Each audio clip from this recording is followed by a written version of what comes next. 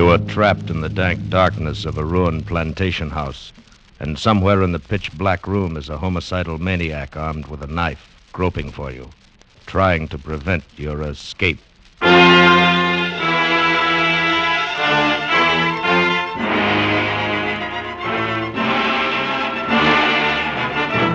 Escape, produced by William N. Robeson, directed tonight by Richard Sanville, and carefully plotted to free you from the four walls of today for a half hour of high adventure.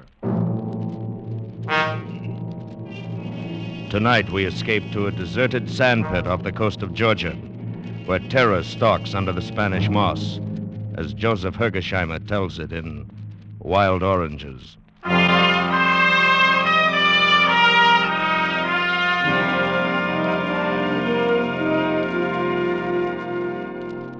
What could have appeared more innocent of danger than that barren, low-lying shore of southern Georgia? What could have seemed less laden with terror than that lovely little cove, so tranquil and well-sheltered, so warmly bathed in late afternoon sun as we dropped the anchor of our ketch and prepared our mooring? And yet there was something. First, it was an odor of a grove of wild orange trees in late bloom, growing defiantly amid the tangled undergrowth of the shore. The scent was strong and exotic and heady, and as I smelled it, I felt a vague uneasiness. Then as I watched the shore and Halvard, sole member of my crew, furled the sails, the mirror of the cove was shattered by a movement. First I thought it was a fish leaping and playing in the water. Came round a spit of land from an inner bay, and then Halvard was beside me. That's queer, sir. Huh? I would have bet there was nobody within miles of here. But there's someone swimming. Huh? Yes. It's a girl. Aye. She'll be surprised when she discovers us, no doubt. And embarrassed. Oh, she swims well, doesn't she? As if she's been born in the water. Yeah, that she's seen us. Yes. Now she's running away. That sprint would win an Olympic race. Wonder what she's doing here, where she comes from. Perhaps there. Where? To the trees, there's a house. You can hardly see it. I spotted it a moment ago. Oh, yes, so there is. Oh, but it's a ruin. It's rotting away. No one could have lived in that since the Civil War. Well, there may be others back there. Yes, but this coast is deserted. Marked as swamp on the chart. Well, I don't know, sir. It's strange. Very strange. Yes, it was strange. And stranger still was this vague uneasiness I felt. As twilight fell, the aroma of the wild oranges was overpowering. Suddenly, without knowing why, I slipped on a jacket, went to the side and dropped into the tender. Halvard stood by to cast off. He asked no questions, and I said nothing. What could I say? I didn't know myself why I was going. I pulled the tender up on the soft sand of the beach and walked up a dim path through the orange grove. The scent of the blossoms was full of such wild sweetness that I picked an orange and tasted it. It was bitter, but of a pungence that was new and rare and strangely delicious. The dim moonlight only accentuated the ruin of the house. There were other smaller, ramshackle buildings scattered about, overgrown with weeds and creeping vines. This had once been a great plantation. Now it lay still and lifeless. Then I saw the light. Round the side were a smaller portico held off the weeds. A single doorway was framed in the pale light of an inner lamp. As I approached, I saw a shadow move across it, so swiftly, so furtively, that it was gone before I realized it had been a man. Then I saw her, sitting on the portico, rocking softly in her chair. What do you want? Nothing. When I came ashore, I thought no one was living here. You're from the white boat that sailed in at sunset? Yes, and I'm returning immediately. It was like magic. Suddenly, without a sound, you were anchored in the bay. I've robbed you, too. Some of your oranges are in my pocket. You won't like them. They've run wild. We can't sell them. They have a distinct flavor of their own. I should be glad to have some on my boat. All you want. My man will get them and pay you. Please, don't. Oh, Nicholas attends to that. Won't you sit down? My father was here when you came up, but he went in. Strangers trouble him. Well, I should be getting back. I'm sorry to have disturbed you and your father. No, it was nothing. Good night, then. Good night. That was all. a fragment of commonplace conversation. But it was enough. Now the uneasiness I felt, the strangeness of this place took shape for me. I saw it in her lovely, fragile face. I heard it in her voice. There'd been a hidden terror, a terrible, controlled fright that approached hysteria. There'd been a warning in it, and something else, a plea. By the time I got back to the boat, I was completely unnerved, and Halvard made matters worse. You find anything, sir? There are people living there. Well, there'll be water then. Maybe we could stay here a couple of days, huh? What do you mean? Well, this is good anchorage, sir. I'd like to unship the propeller, and the topside could do with a coat of varnish. No, we're going on south. Aye, sir. No, wait, Halvard. Of course, you're right. We need a couple of days' work before we head into blue water. We'll do it here.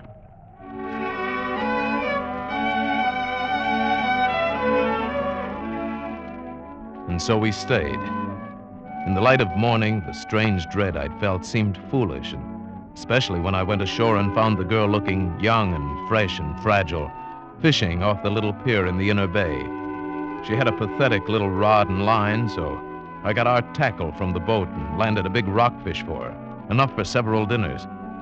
We were carrying the fish to the house when we came on a pale, thin ghost of a man sitting on the portico. He started a swift retreat, but too late. Father, wait. This is my father, Litchfield Stope. How do you do, sir? Millie, you all know I can't. Strangers, they... Father, you must manage yourself better. You know I wouldn't bring anyone to the house who would hurt us. And see, we are fetching you a splendid rockfish. Oh, yes. So you are. We are all alone here, sir. The man is away, my daughter and I. The fish, yes, acceptable. If you will carry it in for me. Nicholas would do it, but he's away. And Father isn't strong. This way. We have no ice. I must put it in water. In here, right there. Thank you. You've been very nice. Now I suppose you'll go on across the world. Not tonight. We're staying here, making repairs. Where do you come from? And where are you going? From Cape Cod. I'm going to the Guianas. Isn't that South America? I've traveled far. On maps. I was born here in this house, and I've never been 50 miles away. Oh, well, that's incredible. Look, you seem like a girl who's been everywhere in the world and had the best education, everything. My father has many books in there, that's all. Your eyes are remarkable. Gray-green, like olive leaves, and magnetic. I came ashore to ask you if you had a large water supply and if I might fill my casks. Of course. Rainwater, the cistern's full. I'll send my man Halvard then. Yes. There's something else in your eyes, in your voice. What is it? Fear? Fear? Why, no, of course not. What should I be afraid of? I don't know. But I saw it in your father's face, too. It's only your imagination. Yeah. Yes, no doubt. Goodbye, then. Thank you for the fishing.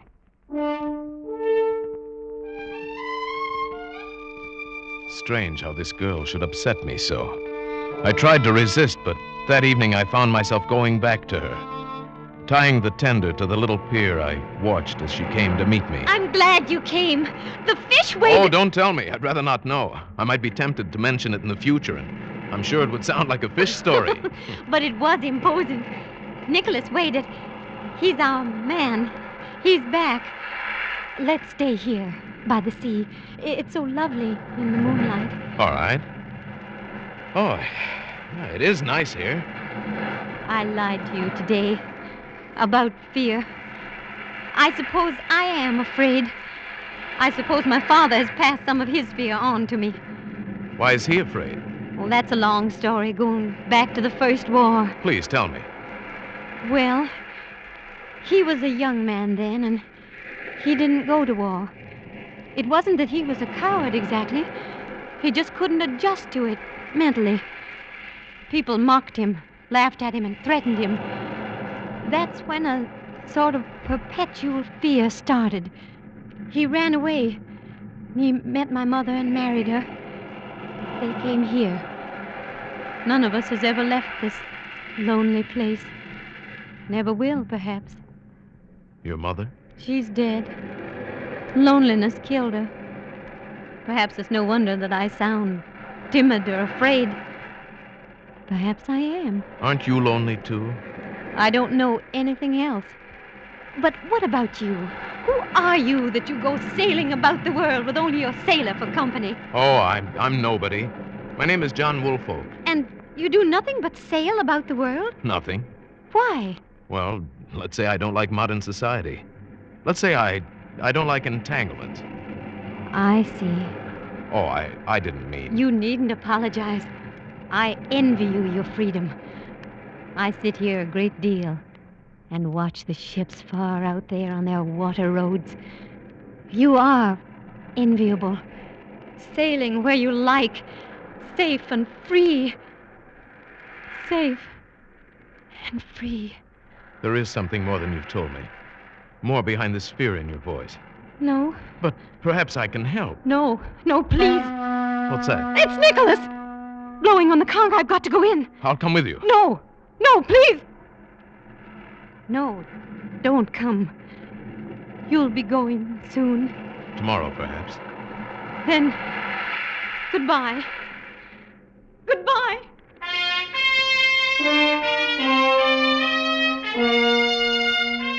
Now I knew the terror I'd only sensed was real. This girl was possessed by fear. This house held some terrible secret. What could it be? Next morning, Halvard suggested we repaint the engines, and I agreed. We'd stay another day or two. Later, Halvard went in to fill a cask of water. He came back without the cask and livid with rage. There was an idiot in that house. Next time I'll take the pistol. What do you mean? Where's the cask? It was broken. How? He was filling it at the cistern, and this idiot, a huge hulking brute, came out of the house. He told me to get away. Well, I tried to explain that we had permission, but he came at me with a knife, gibbering. Well, I hit him, but it was like hitting an ox. He put his foot on the cask and crushed it. I'll see about this. You be careful, sir. The man's not right. He's dangerous. Plenty dangerous.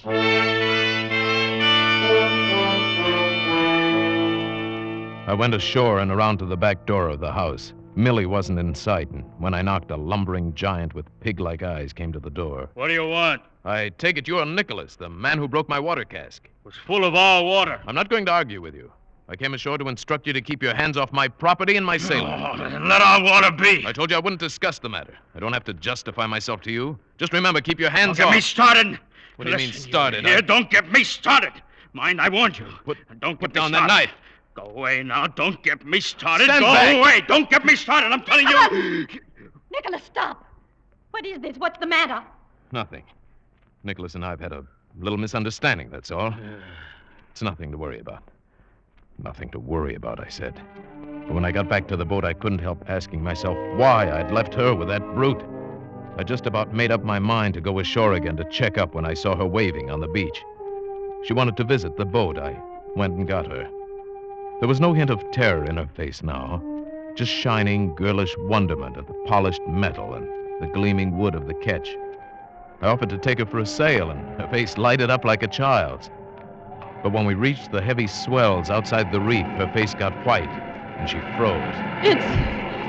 It's so big. Are you frightened? I'll turn back. I'd rather you didn't. I must learn. I'm not a child. No, we're going back.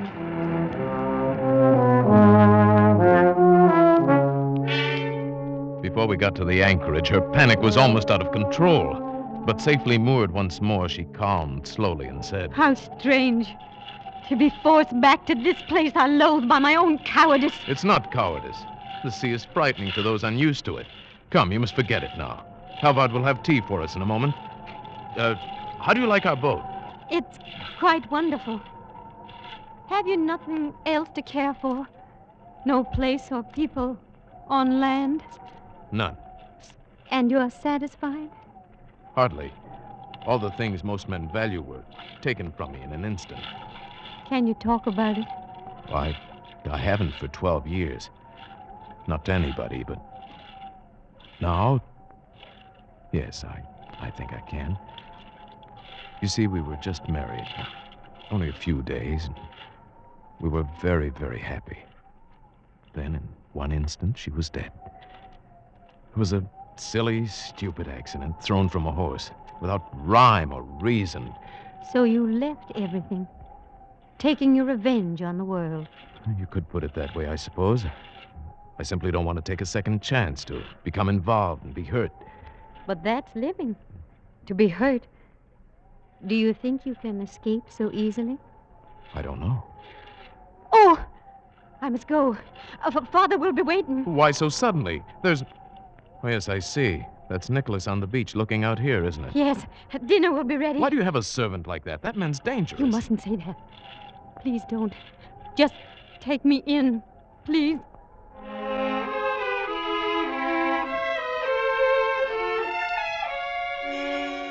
Now I knew that she too was afraid of Nicholas. I could see it in her eyes. Why then did I let her go to him?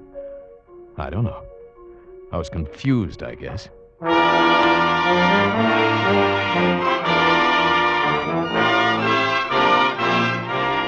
That night a storm broke, a raging wind and rain, and to match my tortured mood. I hardly slept. Her face was always before my eyes, and by morning I knew that I must do something.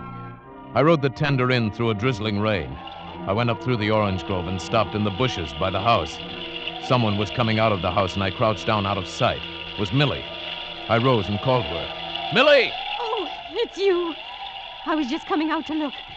I was afraid you'd gone out. The sea is like a pack of wolves. I won't go alone, not without you. What are you saying? That's madness. No, I've got to talk to you, Millie. There's a lot that needs explaining. Things that I have a right to know. No, not here. Come. She led me into one of the smaller ruined buildings, what must have been a store in the days of the Great Plantation. We crouched far back in the dripping shadows of a corner. Now. Millie, I love you. For the first time in 12 years, I'm living again, and I love you. I know nothing of love. It's easily learned. Well, perhaps if things were different, someplace else, I might care very much. Then I'm going to take you away someplace else, make things different, give you the chance. No, it's too late. You came too late. Why, Millie? Why? What is it? What is it you fear? Nicholas. Oh, he's nothing. Nothing to be afraid of. Has he been bothering you? He says he's crazy about me. He says I must marry him. Where is he now? No, you mustn't, John. Something frightful would happen. Not frightful, just unfortunate for Nicholas. You don't understand. He's not human. There's something about him. What about him? He came here in April. We were glad to get him. Servants are impossible to get back here in the wilderness. He would work for the smallest wages. Only a few days ago, I found out why he was glad to be here. I was cleaning his room, and I found this. Let's see. Wanted for murder. Iskon Nicholas, homicidal maniac. He knows I found it. He knows. And he's been furious. Then you came, and he ran and hid in the pines. But he told me if I spoke about it, then it would happen to me. And if I left with you, it would happen to Father. You see, he thinks I'm in love with you. He told me to send you away. He said you must leave today. Millie, I should have realized. He says I must not be away for longer than an hour. I must go. Look, Millie, it'll take us a couple of hours to get the boat ready. I'll come for you tonight at 8. Now, tell him you saw me and I promised to go. And act quietly. Say you've been upset. You'll give him his answer tomorrow. Then at 8, bring your father and walk out to the wharf. That's all. But do it without hesitation or preparation. Oh, don't let him hurt us. Oh, please don't. Not now. He's finished, Millie. But do as I say. It won't be long, hardly 3 hours, and then freedom.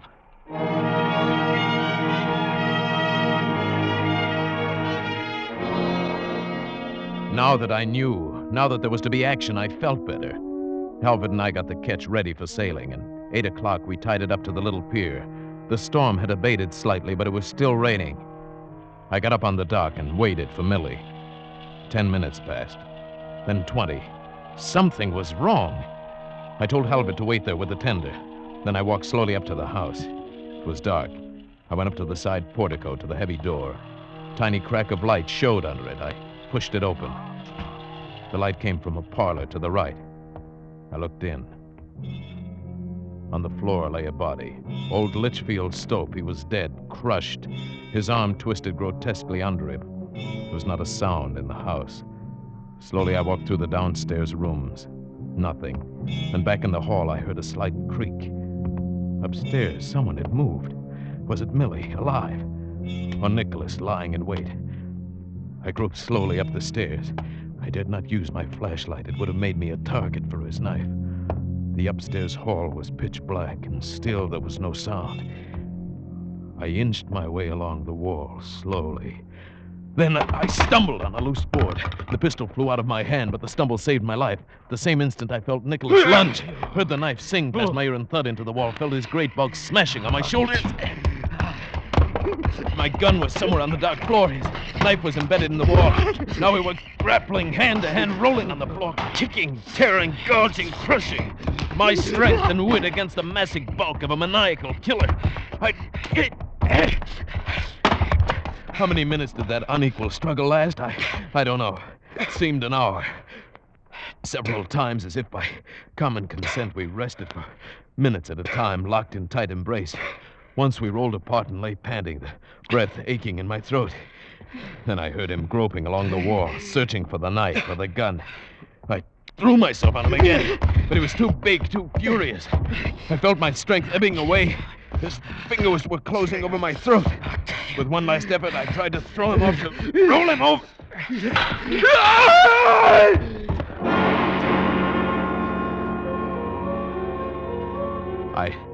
I staggered dazedly to my feet and looked up. He'd fallen through the banister down the stairwell. Nicholas had landed on the bottom. He lay there on the stairs, sprawled, his head at a grotesque angle. But he was not dead, only stunned. I leaned against the wall, looked at him stupidly. There was something I was trying to remember. What was it? Then she came down the steps, and I remembered. Millie. I had to walk right past him. There was no other way. Right past his head and my skirt.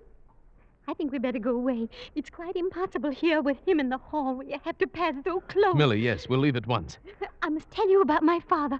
You know, in Virginia, the women tied an apron on the door because he would not go to war, and that preyed on his mind, and he was afraid of the slightest thing. Yes, I know, but we must go. Things upset him so. He had no strength. To hear her And talk he- like he this, like a hasn't sick ever been child, was strong. almost more than In I the could first bear. place, I don't But now I think heard he's even something. strong as a little Nicholas boy. had gotten up. He stood there and But stared he's for a getting moment better. at us.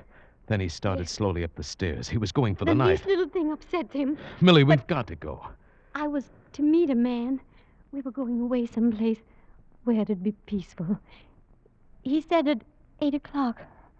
But Nicholas suspected, you see. He asked why Father had put on his heavy winter clothes. Then when I tried to go out, he pushed me. Millie. And do you know what Father did then? He came up and he said, "Don't do that. Take your hands off my daughter." His lips shook a little, but he said it. That's the important thing. Yes, of course. Your father was a brave man after all. Now come, that man is waiting for you. There's no time to lose. Father said, "Take your hands off my daughter." Nicholas killed him, of course. Crushed him like a little mosquito. But it was a brave thing to do. I couldn't wait any longer. I had to risk whatever injury it might do to her mind. I could hear Nicholas coming back. I swept her up in my arms and carried her out into the night, down the path to the little pier. Behind me, I could hear Nicholas crashing through the brush like a giant animal in pursuit. Are you all right, sir? Yes, about done in, but all right. Here, help me get her in the boat. Yes, sir. There. Somebody's coming. It's Nicholas. He's got a knife. Good. They wanted to get back at him. You get in, sir. I'll take care of him. Halvard went to intercept Nicholas on the path. I heard them meet and struggle for a moment.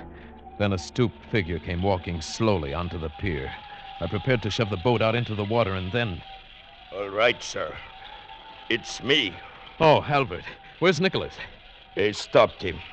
He was all pumped out. Are you hurt? No, just a scratch. They missed his knife at first in the dark. It's nothing. Good. Let's get away from here, then.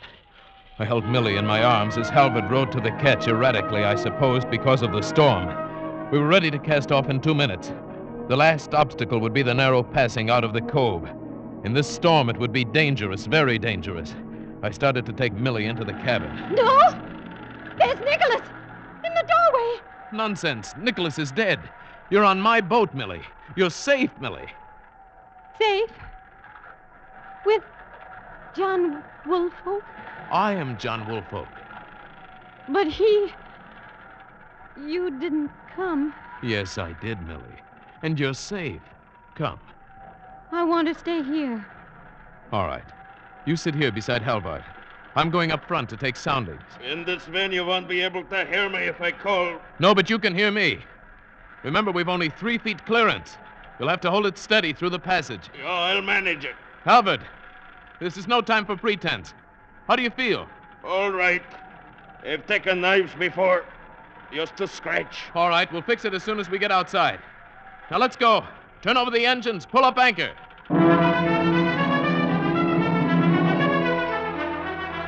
The boat headed into the tearing wind of the storm, sped swiftly toward the narrow inlet. A foot too far on either side, and we would hit. In this sea, that would mean death for us all. I stood far up on the bow, taking soundings, feeling out the passage. Fore! The howling wind carried my call back to Halvard. The boat veered. I realized he must have lost a lot of blood. Halvard! Halvard, steady her! Slowly, haltingly, it came around. 3.5! Steady now! But it was anything but steady. The boat waved and swung as if an amateur hand were on the wheel. In a moment, we might hit. 3.25! We were in the passage. Hold steady, Halvard! Steady! For just another moment. Just one moment. 3.5! We're through! Good boy, Halvard!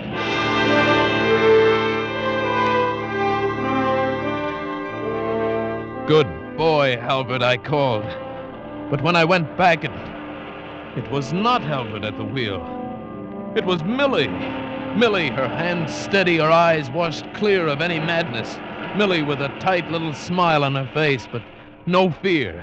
And Halvard lay rolling with the swells in the bottom of the cockpit. I'm afraid he's dead, John.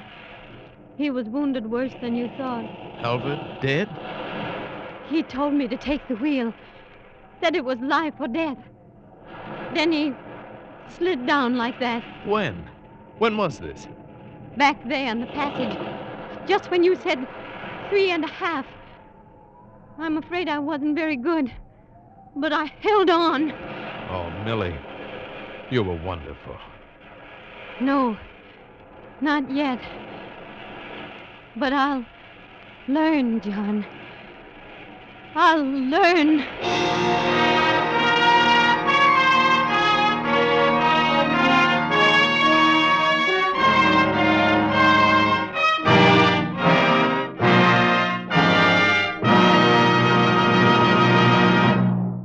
Escape is produced by William N. Robeson and was directed tonight by Richard Sanville. You have just heard Wild Oranges by Joseph Hergesheimer, adapted for radio by John Dunkel, with Paul Frees as John Woolfolk, Jeanette Nolan as Millie Stopes, Bill Conrad as Halvard, Jack Crucian as Nicholas, and Sherry Hall as Litchfield Stopes. The special musical score was conceived and conducted by Cy Fuhrer. Next week... You've planned it very well. She's dead, and you feel no remorse. Your escape has worked out perfectly. There's nothing to worry about, except perhaps an unexpected Christmas present.